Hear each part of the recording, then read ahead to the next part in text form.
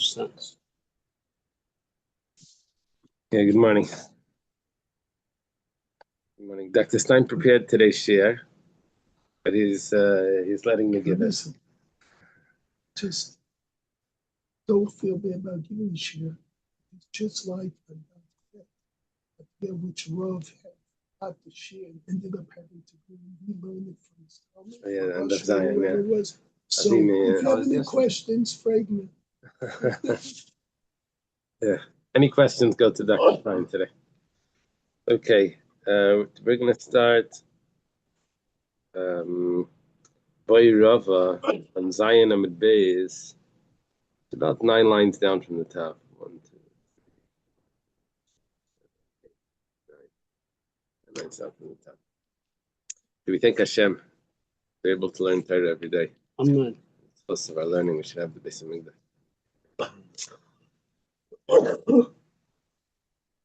We start like this. Yesterday we had a discussion about if the Kayan needs to hold the vessel while the Kmitz is being done.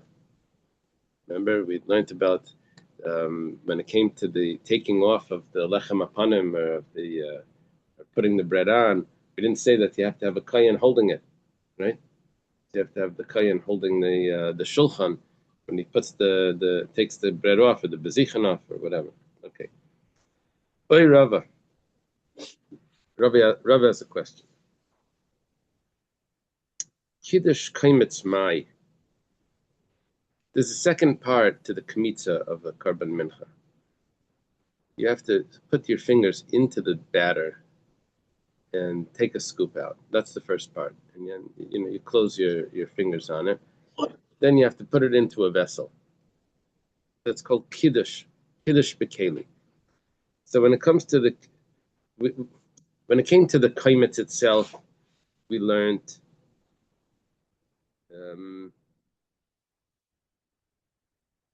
kaimitz mikeli shel gabi karka. You're allowed to take it off the ground. We learned that when you take the scoop, the bowl could be on the ground when you take it off. It's similar to the taking the bezichan off the shulchan.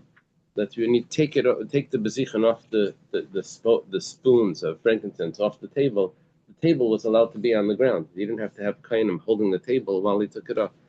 Now, when it comes to, well, we learned. Rava said before, kaimitz mikeli shal gabi karka, because we find this by the bezichan. Now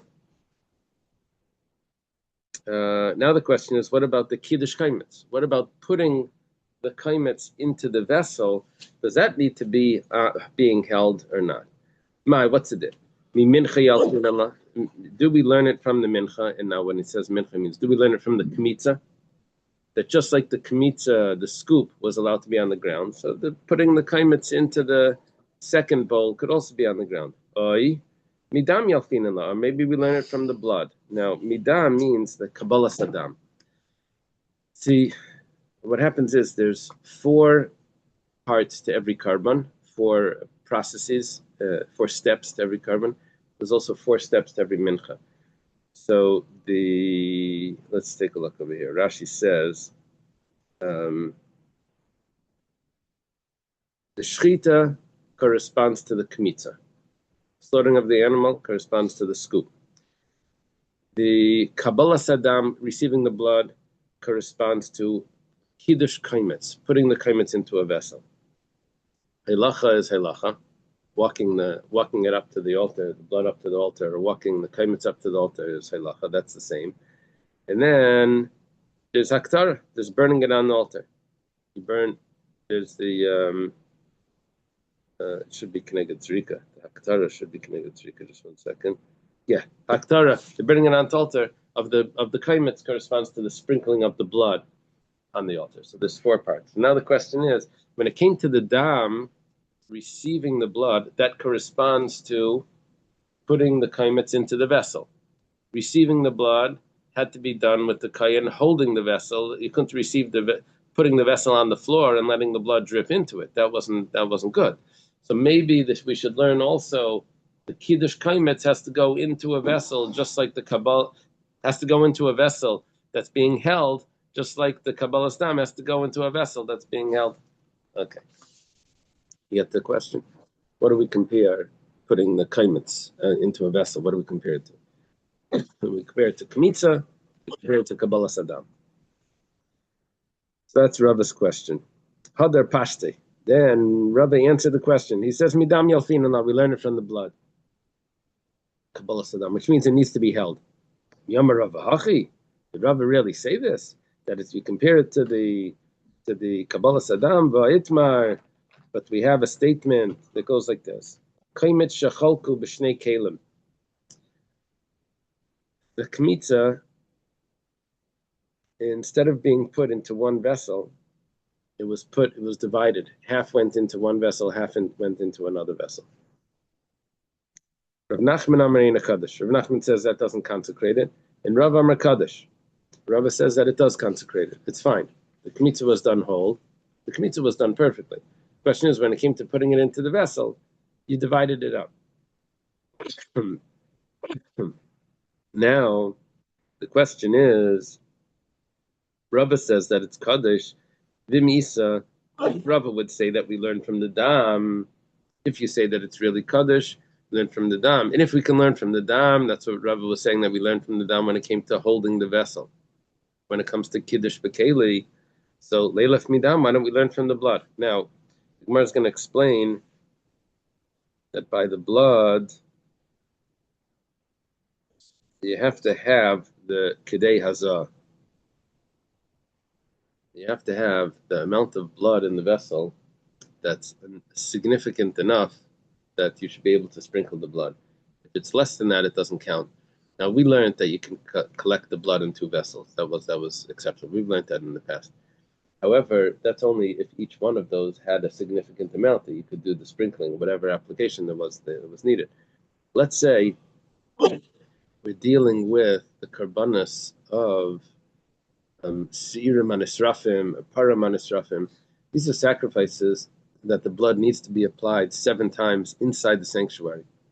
You didn't have any possibility of just doing one application outside or something like that. You needed a significant amount. You had to sprinkle 7 times. So let's say you collected in the vessel, in one vessel enough for 4, and one vessel enough for 3, right? For 3 applications of the blood. Or maybe Shirayim is Ma'akev, you need another one. So, so Rava says,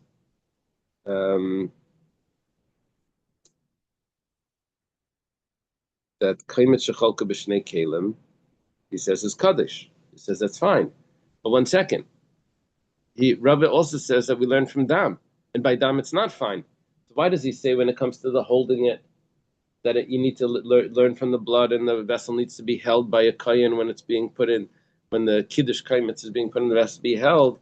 When it comes to collecting half the blood, Kiddush Chatzi Kaimetz, it doesn't say that we learn from the blood. Inconsistent.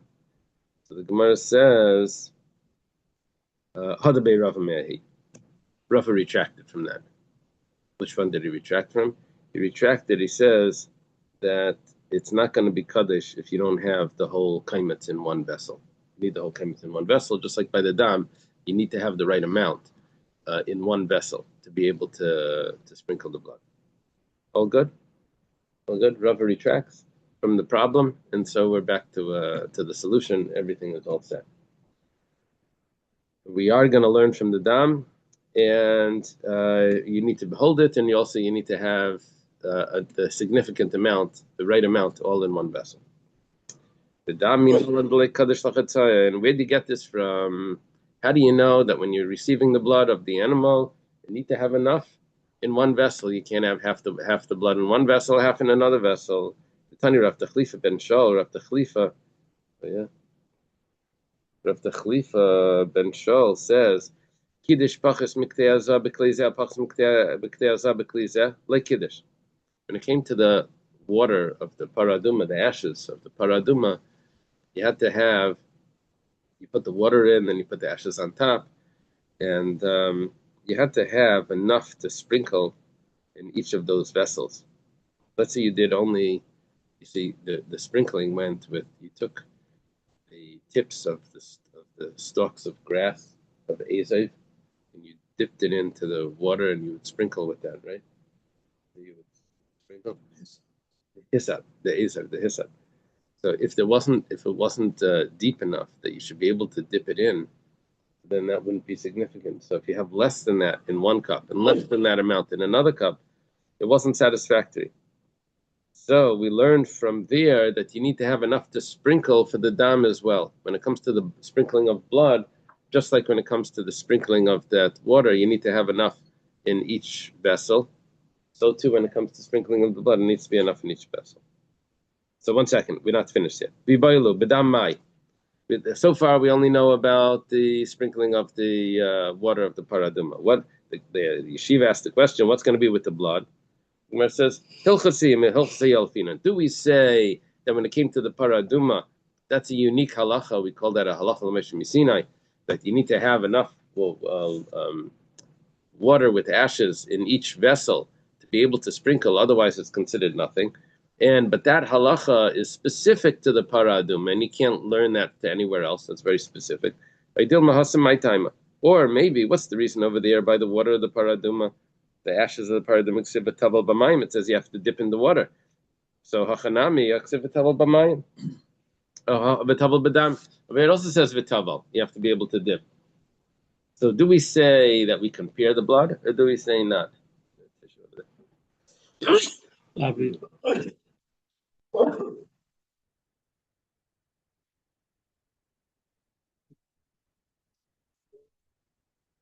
Okay. Yeah. So what's our question here? Do we say that the You want to call for him to come? Yeah. It's not right. He's out. The paper is not right. Fine. Wait for Hillel. Yeah, he's out. He's going to come back. We'll stop. Okay. Yeah, thank you. Thank you. Go ahead.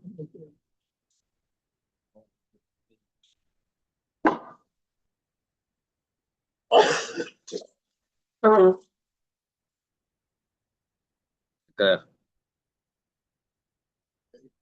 So just go over what we were saying. Do we say that just like by the sprinkling of the paraduma, that you have to have the correct amount in each vessel, so too we'll say by the sprinkling of the blood, that you need to have the right amount in each vessel. And why should we say that? Because the word is v'taval. When it says you should dip, you should immerse. That word is used by both. It's used by v'taval etzba'ai, by the blood, and it says v'taval b'mayim, by the right. It says which means you dip the azov inside.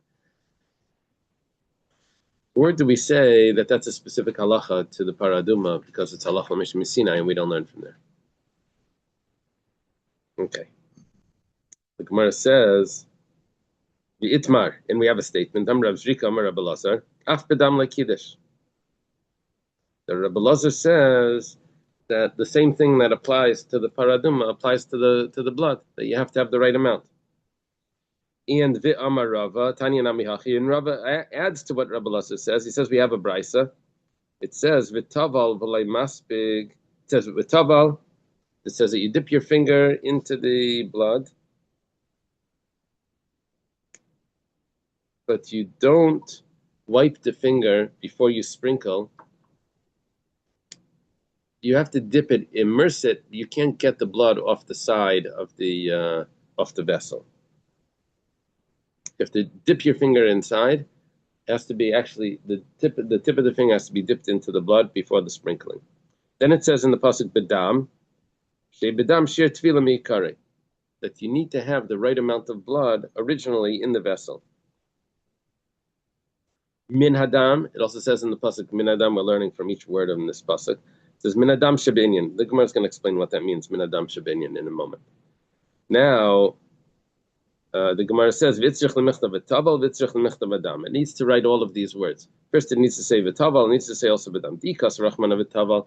Let's say it would only say v'taval, that he has to immerse his finger, and it doesn't say into the blood. It would just say v'taval.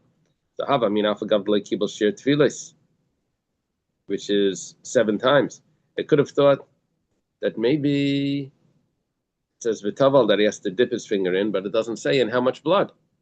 I could have thought that maybe in a small amount of blood that would be enough. And you don't need originally in the vessel the amount of 7 dippings, because you're going to have to dip 7 times if it's that type of carbon that you have to sprinkle 7 times.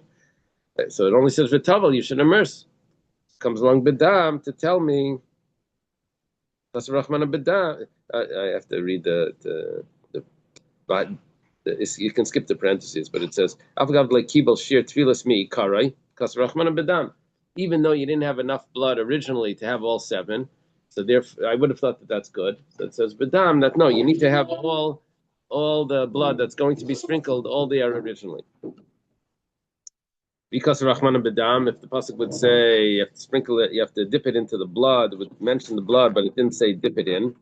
Avamina filamasfe, I could have thought that even if you wipe it along the side, you can get from along the side without actually immersing it inside.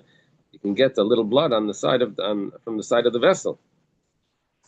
Because Rahman B'Taval says that you have to actually put the finger in and dip the tip of the finger has to be immersed into the blood. Yes, sir.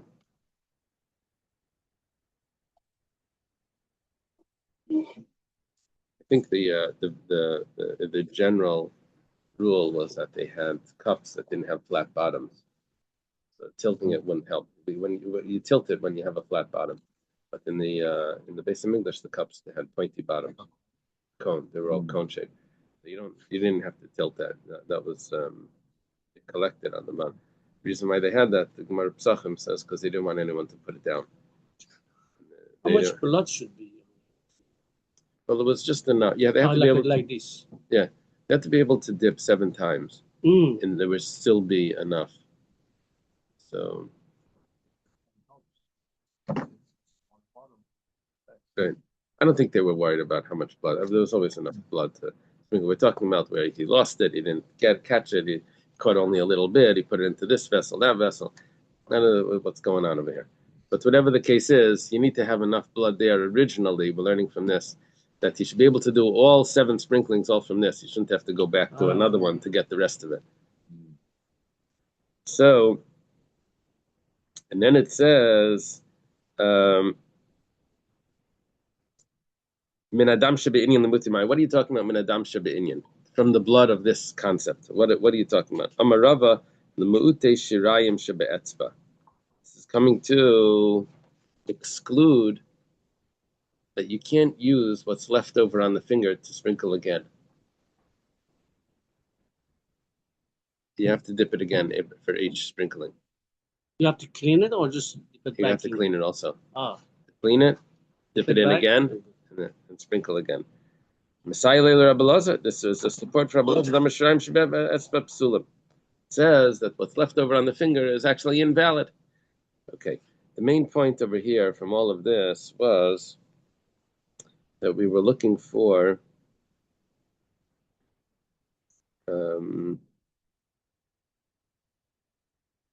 how do we know that blood in the vessel, you need to have the right amount? Rava, we were learning that we were learning from the kmitza. We were learning from the dam that the kmitza needs to be the right amount, right? That's when you do the kmitza, when you do the scoop and you put it into a vessel, you have to put it all into one vessel. You can't put half in one vessel, half in another vessel. And we said that's just like by the blood, because the putting it into the vessel is just like the Kabbalah Saddam, just like receiving the blood. And by the receiving of the blood, you had to receive the right amount in the vessel originally. So too, when you're putting the kmitza, you had to have the right amount in the. What's the right amount? The full kmitza, not anything less than the full kmitza. By the blood, it wasn't the full blood of the animal. That wasn't considered the right amount. The right amount was the amount that you'd be able to need for all the 7 sprinkling. Mm-hmm. And by the kmitza, what's the right amount? The right amount is the entire kaimitz, the whole scoop. And we were learning one from the other that you needed to put it in. And so we're asking, where do you know that the blood needs to have the right amount with all 7 sprinklings? So we were learning from the paraduma. And then we have a brisa also that supports that. Okay, we learned from the psukim. Okay. Now we quoted over here Rabbi Lazar that says Shirayim Shebetz Bepsulim. What's left over from the on the finger is invalid. Amalei Rav Avin, yeah. What if they started sprinkling and they see no? Yeah, I don't know if it had a line on it like they have in measuring cups. Yeah, you had to be to recognize that there should be 7 drops of blood there. They don't need that much. There's Right. 7 drops. Right. This much is different. You don't have to measure because it's Right. awful. Yeah, that seems like such a significant difference, right? One is the entire thing, and one is just the first 7 drops that you need to have inside. Right. However, the Rebbe didn't give out Shirayim, by the Fabrengens. Didn't then grab the food or whatever the cake. That wasn't the Chabad thing, and at least by the Rebbe. So, but I was by a tish by the Biyana Rebbe, and they served beets or whatever, and the Rebbe had a bowl. No, the Chassidim don't get food by the tish. The Rebbe gets some food, he eats a little, and then it just like disappears and goes around. Anyway, so next to me was standing a bacher, and in the cup of the bowl was a little bit of the juice from the beets. He was like putting his finger in to eat from the Rebbe's Shirayim. It was just like a drop. It was just like the discoloration on the bowl.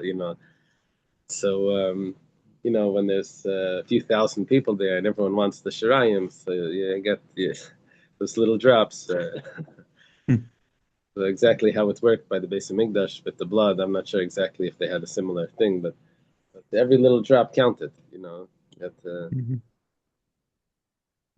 Okay. Shirayim Shebetz Bepsulim. Amalei Ravin bar Rav Ada l'Rava. Amri Talmidcha. Ravin bar Rav Ada says to Rava that your student says, Amar Rav Amram.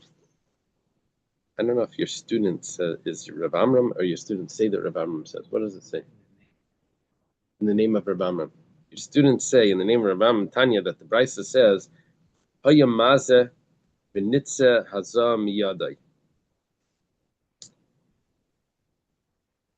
If someone was sprinkling from the blood of the chatas, from the blood of, let's say you needed one of these karbanos, you need 7 sprinkling,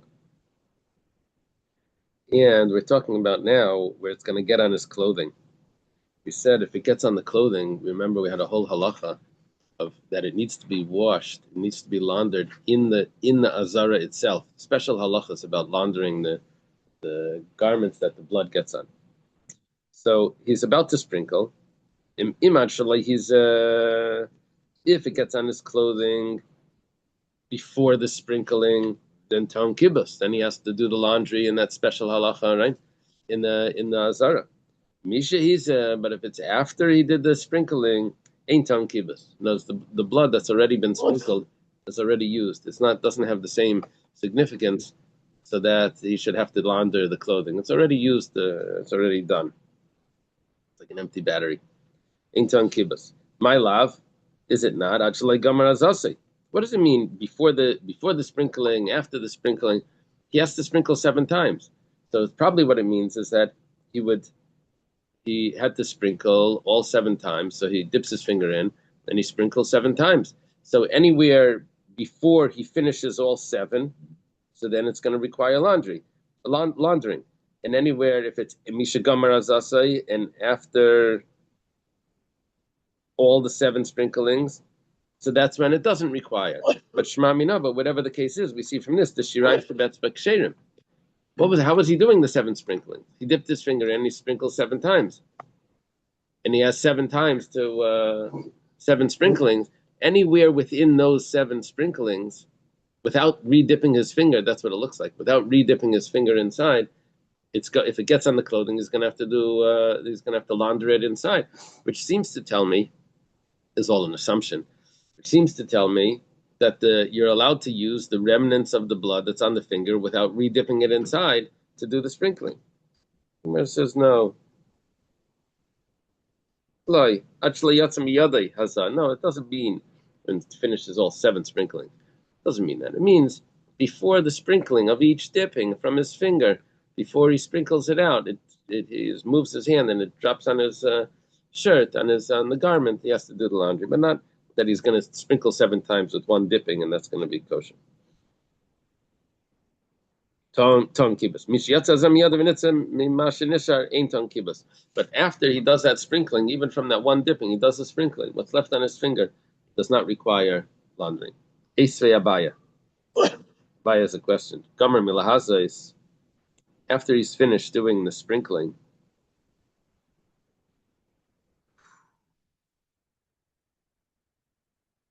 this is the blood of the paraduma. We're jumping around a little bit over here because we had the water of the paraduma we spoke about, but we needed to have enough to be able to dip the stalks in. We had the blood of the of a chatas pnimius, where you need to dip 7 times and sprinkle. Now we have the blood of the paraduma, which is also sprinkled 7 times. Now, you don't have the part in here, but apparently the blood of the paraduma was sprinkled from one area. However, the burning of the paraduma was burnt slightly lower down on the mountain, I think.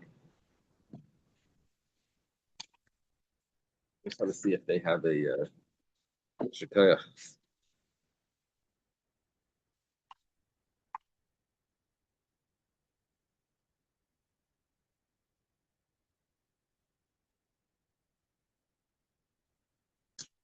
At the time of the sprinkling, the priest stands atop the mountain of olives, opposite the entrance to the sanctuary, while the body of the red heifer remains at the lowest height on the mountain where it was slaughtered. Obviously, the priest cannot return to the body of the red heifer between each sprinkling in order to wipe his finger. That's what we're going to learn about. Other commentaries reject this explanation as they maintain that the sprinkling occurred at the same location of the slaughter and the burning of the red heifer, Taisvus and Zvachim, Rash Mishantz. Rashi and Zvachim claims that it would have been unbefitting for the priest to wipe his finger on the body of the heifer between each sprinklings because hairs from the heifer. I remember that. Okay, let's take a look over here. Abaya has a question. It says, Gomer Milahasa is once he's finished doing the sprinkling of the paraduma, which was 7 times, it says, Mekaneach yada begufa shel para. He wipes his hand to clean it off. Where does he put the rest of the blood? He wipes his hand on the animal itself. The animal's going to get burnt. He wipes his hand on over there.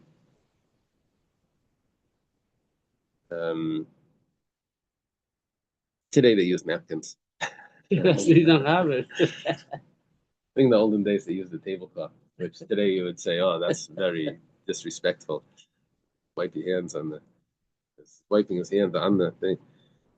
Anyway, there's different etiquette changes with society. But, okay. Gomer milahaz miknechet b'guf shel para. Gomer in like gomer loy. What are you telling me? That you're not allowed to sprinkle a second time without cleaning it off and dipping again. It only says once you're finished, then you wipe your hand on the animal. But before you're finished, you do the next sprinkling. And it doesn't say that you have to clean it off and dip it again. Amalei. So he says, Gomer mekaneach yadai. When he's finished sprinkling everything, then he wipes his hand. But lei gomer mekaneach etzbai. But before he's finished, he still has to clean the finger. He has to dip it again to get more. I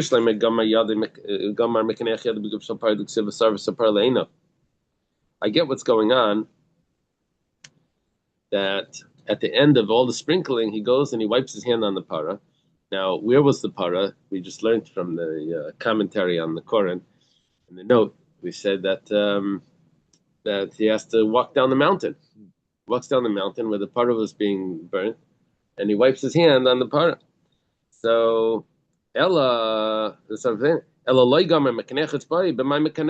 but before he's finished all the sprinklings, you said as he wipe his finger. What does he wipe his finger on? He's going to wipe his finger on the para, on the animal, but the animal is down the mountain. He can't go walk down every time, wipe his finger, come back up. Okay. Elmar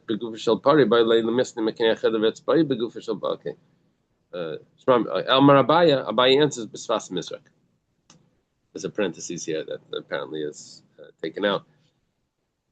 Let's see that base. Yeah. Abaya says that he wipes his finger at the side of the bowl that was holding the blood. Yeah. Kidiksiv, as it says in the pasuk, Kipurei Zav, says Kipurei Zav, the Hebrew word for the bowl, the biblical Hebrew word for the bowl was called Kipurei. Kipurei means like a cleansing, like an atonement, like Yom Kippur. It also means a cleansing, because it was also used to clean his finger like a napkin. He would wipe his finger on the bowl. It's interesting. You have to take blood inside. You can't take blood From the side. here. You wipe it Yeah. when you're done. Right. It's very cool. Now, we learned over here that Rebbe Lazar says that what's left over, no, we had two Rebbe Lazars. But one Rebbe Lazar says, Shiraim Shabadam is Psulim. We had a Rebbe Lazar before that said, Af Bedam like Kiddush.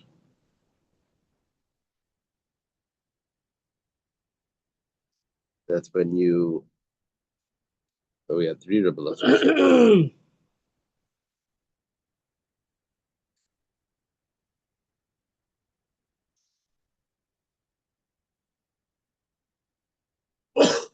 And Reb Nachman Kemet Shnei Kalim. Rava.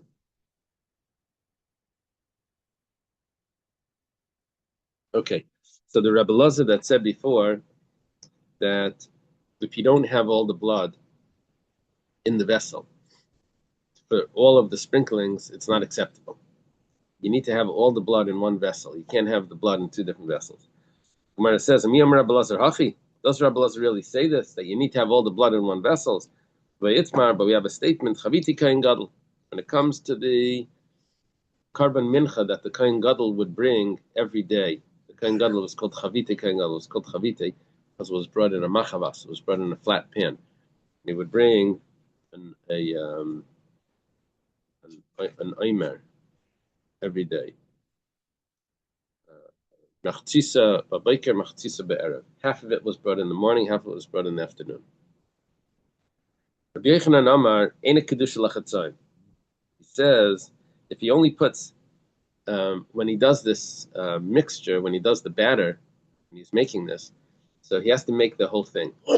Even though he's only going to bring half in the morning and half in the afternoon, you have to bake the whole thing. Rabbi Yochanan says that if you only make half, because that's what you have ready for now, and you'll do the other half in the afternoon, that doesn't work. You have to make the entire recipe, and then you bring it half in the morning, half in the afternoon. The recipe needs to be whole. Yeah. Same as the cup, right? It has to have the full amount. Rabbi Yochanan Eina Kiddush Lachatzai. Rabbi Lazar Amar, Rabbi Lazar says, no. If you can bring half in the morning and half in the afternoon, you can also prepare half in the morning and half in the afternoon, and that's perfectly fine.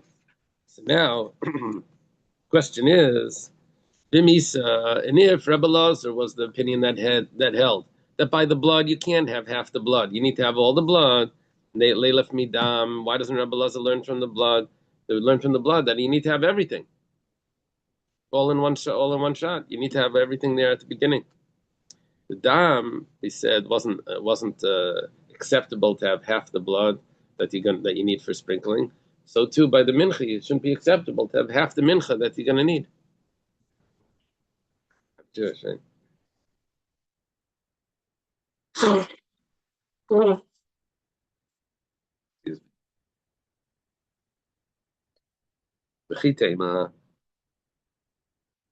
If you're going to answer, Rabbi Lazar mi milsa legamar.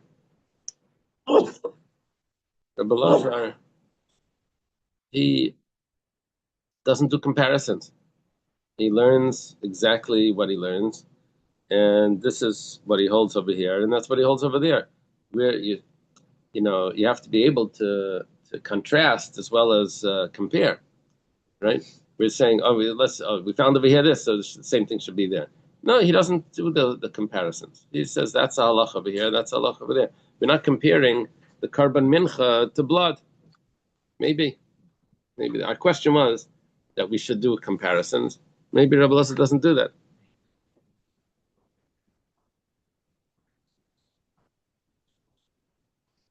Beautiful means to have the full amount would be more beautiful. Usually, beautiful is a din l'chatchila. Usually, doesn't mean that it's puzzle if it's not, right? Comes to an esrog, have a beautiful esrog. If it's totally, not, so then it could be puzzle. But just to have a better esrog doesn't mean that the other one is not valid. That's not because of beautiful.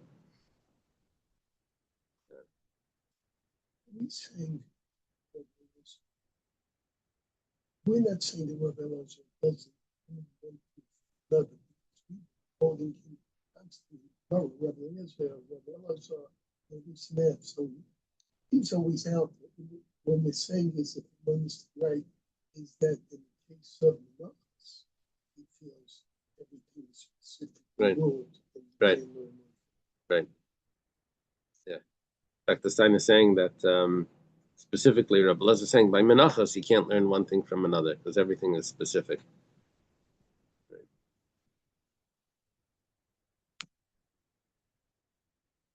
Imagine if the doctors, when they saw a patient, they said, "Oh, this is just like the problem in the foot." We'll do the same medicine. Okay. If you say Rabbi Elazar Gamar, maybe we'll say this. That would be a teretz. Amar Rabbi Elazar says mincha should come to behechel ksheira. Rabbi Elazar says that the kmitza of the mincha is supposed to be done in the azara. Supposed to do the scoop in the courtyard. But let's say you went inside the sanctuary and you did it in the sanctuary. It says shekem mitzina b'silach b'zichin. It says because we find that when it comes to taking the spoons of frankincense off the table that has the showbread, the lechem apanim, you take it from the sanctuary itself, which means that kmitza could be done in the sanctuary. And we're going to learn from the lechem apanim to every other mincha that you could do it from the sanctuary. So you see, Rebbe Elazar does do comparisons. He does a mincha from the lechem apanim. It says mi mincha yalef, mincha midam la yalef. That's not a proof that he does comparisons because he compares one mincha to another mincha. Both of those are made out of flour, right? The bread and the mincha is made out of flour. So he says that the same rule will apply to both of those. But you were trying to compare the mincha, carbon mincha, to blood. That's a different story. Mincha midam layalef. The Gemara says mincha miyalef. Now the Gemara is like knocks the answer that we're saying. But it's interesting that it's knocking the wrong side. Does he really learn from one mincha to another mincha? We wanted to get our answer. We would need to say, no. Well, actually, we're fine. We're fine with saying that he doesn't learn from blood. That answers the question. And we had a problem. It seems like he learns from a mincha. So we said if he learns from mincha, he probably learns from blood as well. So we said, no. There's a difference between mincha and blood. And now we're asking, but does he really even learn from a mincha? But we have a brisa. Actually, parka nifras lachmu. Let's say, what is nifras? How do they say? Crumbled? It broke. Yeah. The bread, the bread of the lechem apanim needed to be whole. If before it was removed, it broke, it wasn't whole, the kids won't like that. You give the kids cookies, they only take the whole ones. They'd rather have one whole one than two halves, even if it's more. They don't want a broken piece. So if the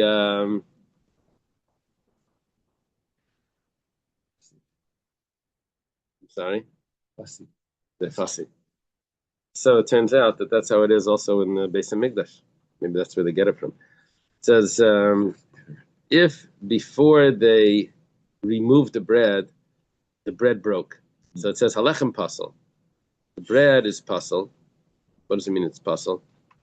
I guess it means that they can't eat it. And ve'in makter alavas bezichem, and you don't offer the frankincense. The frankincense was compared to the kaimetz, to the kmitza of a mincha. So usually when you have a mincha, you do a scoop.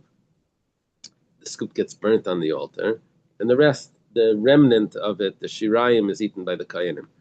So too, by the lechem apanim, you have the scoop, which is the spoons of frankincense, and the rest of the bread is eaten by the kayanim. So here, because the bread is broken, so it's considered a mincha shechasra. It's a mincha that became lacking, and it becomes puzzle. So you can't. The whole thing becomes puzzle. You don't even offer the frankincense here. Misha parka. However, once it's been taken off the table, then nifras lachma, it broke. If it broke, then halechem pasal, the bread is pasal, it's invalid. However, omakte lavas bezichem, but you can offer the frankincense on the altar. This is considered shirayim shechasru ben kmitza lahaktara. If the remnant of the mincha goes lacking between the kmitza and the burning of the kmitza, so then the remnant doesn't get eaten, but the kaimet still gets burnt. So too here, it was already removed, so it's considered remnant, right? But nevertheless, it becomes possible because the bezichen weren't put on the altar. And Rabbi Lazar comes along and says, doesn't mean that it was removed from the table. It just means that the time to remove it came. So the difference between if it was removed from the table or if it was on the table, which we said, does that mean that you offer the frankincense or you don't offer the frankincense? But once it's removed from the table, then you offer the frankincense. If it's still on the table, then you don't. He says that's not really on or off. That's the alarm clock that says when to take it on, when to take it off, or when to leave it on, right? It's if that alarm clock rang, that I'm making up that there's an alarm clock, but when the clock struck, it was 6 hours into the day when they removed it. So if it was at that time, that's actually the 7th hour. The Karban Musaf was slaughtered at the 6th hour, and the Bezichen was the 7th hour. So it was a full 6 hours. That's what it means. An entire 6.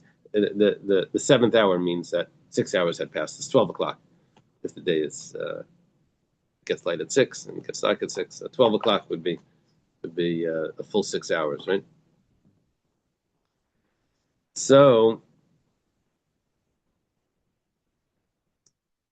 once that time comes, then that's what makes the difference. Do you offer the bezichen or not? It doesn't have to be actually removed. The Gemara asks, "V'amai? Why are you telling me that there's this difference? We should just say that it's similar to a mincha that became lacking before the kmitza. We don't say."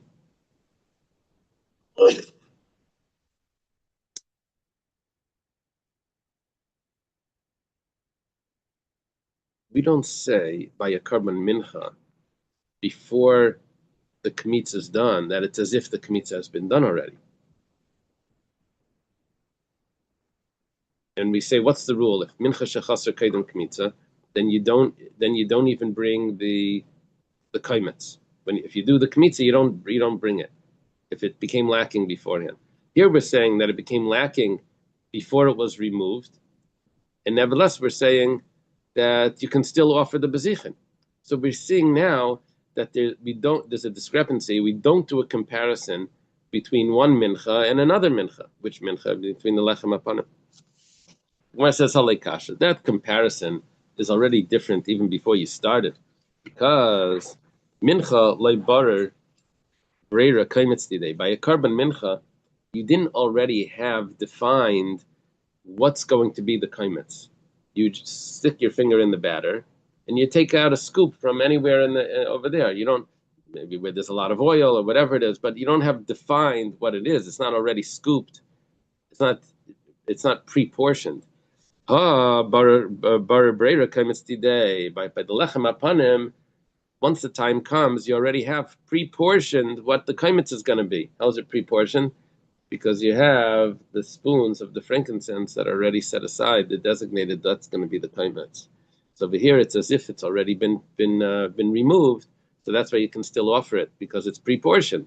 Over there, it wasn't pre-portioned, so it's considered like it wasn't done yet.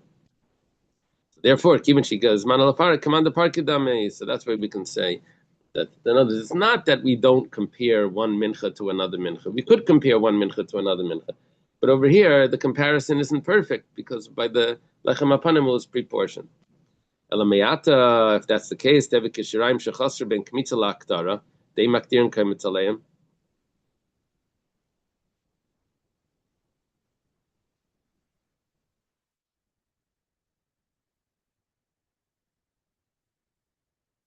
There is a machlekes that we're going to have on the next page.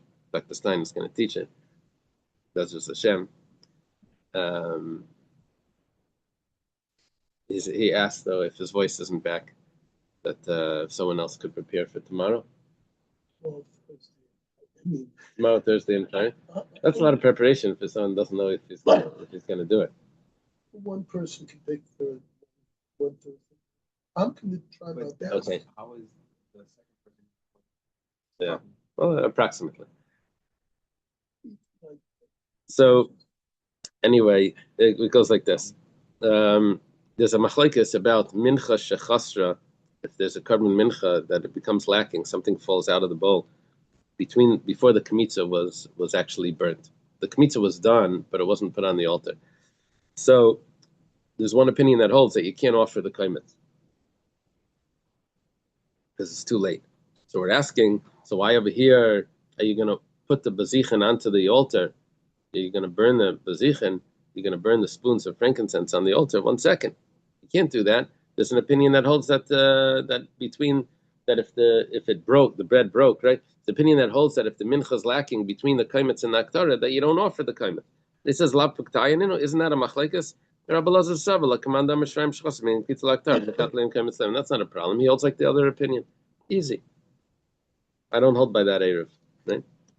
Then, Isn't it similar to like when Shabbos is ois, and then we're not making Havdalah till we get home, but we're still getting in our cars, so we're going home. We're not eating or anything. But so we didn't make Havdalah. Shabbos is over. So we have the same thing. The time has come. 6 hours done. The chaviti, whatever, need to take. We didn't take it off yet, but if the bread breaks, big deal. The time's already. yeah, it's not a perfect comparison. I don't have perfect comparisons. Okay. But yeah, something like that. So say Baruch Hamavda Mikodesh Tachoret. Yeah, we're supposed to say also Baruch Hamavda. Oh, you the say malacha. Atachonat. Yeah, but I'm just saying that you still haven't said the true Havdalah until you get home. Right. Right. Oh, was that you, Daniel, volunteering to prepare for tomorrow or Thursday or Friday or all of them? Think about it. I don't Quickly say Baruch Shem. Yeah, I'll decide at this year after you've figured out if you can do it. Okay. Gufa. Oh my gosh. We should stop over here. Gufa. Yeah. We're up to Gufa. Another Chaviti Kain Gadol. This just know there were goofers. Yeah, we're up to Gufa and Daf Ches. We didn't cover a lot of ground today. Gufa Chaviti Kain Gadol. It's like it's not even halfway down. Okay. Thank you, Rabbi. Okay, have a good day. Yitzi, who's not even here. Dr. Stein, if Dr. Stein needs help because of his voice, I can try to prepare also. Daniel's saying he can try to prepare if you need help. Okay, you know what? Let's assume I end up getting through all of that tomorrow. But as we get to the end of the class, and we're trying to go at 9, start preparing from 9. Let's say you can't do Ches. Then he'll wing it. Oh. He's a smart guy. It's Daniel. Whoa, he's like Stanford. Oh man! Now he's Portuguese. He doesn't even speak Spanish. Okay. Shkaya. Okay. Thank you. Okay. Yeah, have a good day, Yashika. Thanks. I like